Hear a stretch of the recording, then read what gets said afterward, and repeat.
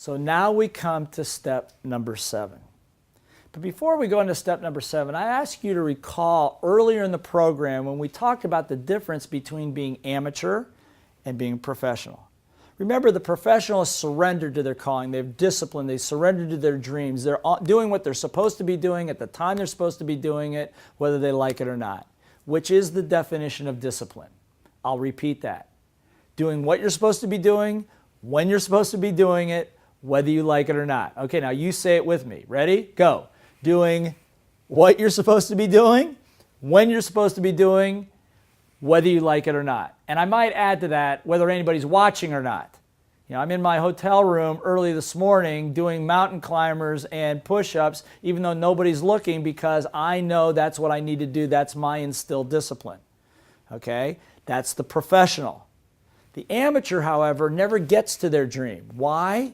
Because they're still burdened with the distractions, the addictions. I got texting and errands and the minutiae and running around doing lots of things for lots of other people, but not doing the things they need to do to get on with their lives. Remember, it's an addiction because it's almost a protective mechanism that keeps them from having to surrender to that bigger calling. By the way, why would they want to be protected? Well, because if you become successful, what's the fear?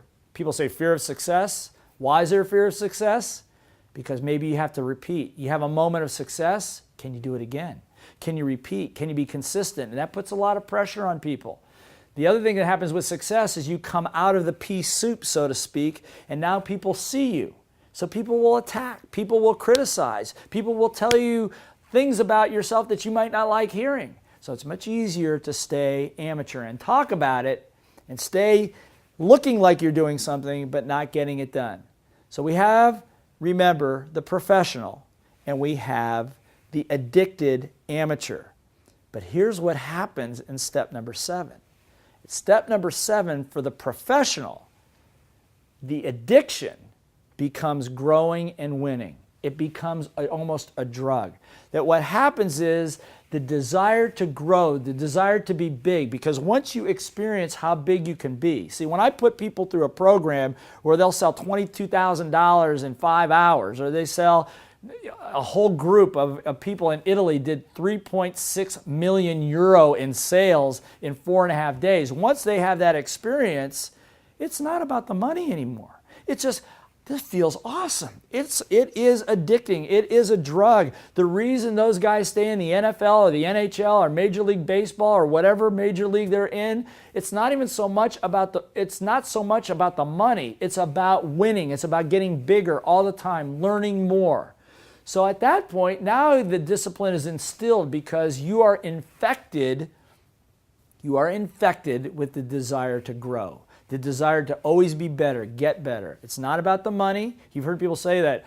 Well, how can you say it's not about the money? It's easy for you to say because you got a lot of money. Yeah, but it's not. It's about getting bigger. It's about being who you were meant to be, who you're supposed to be.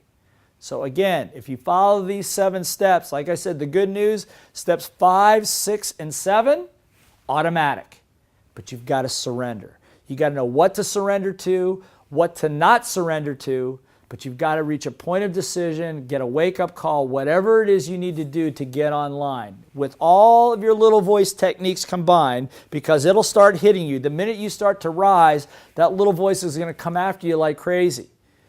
With the techniques, you'll be able to hold them off long enough to get to that level of success. Once you've done that, you have mastered your little voice. It'll never go away. That's why we don't call it little voice obliteration. It's just called little voice mastery. It's there, it will always be there, but you become the controller of it. You master your little voice, you will master your destiny. Congratulations, you have completed the Little Voice Mastery course. I am sure that you are already seeing results in many areas of your life.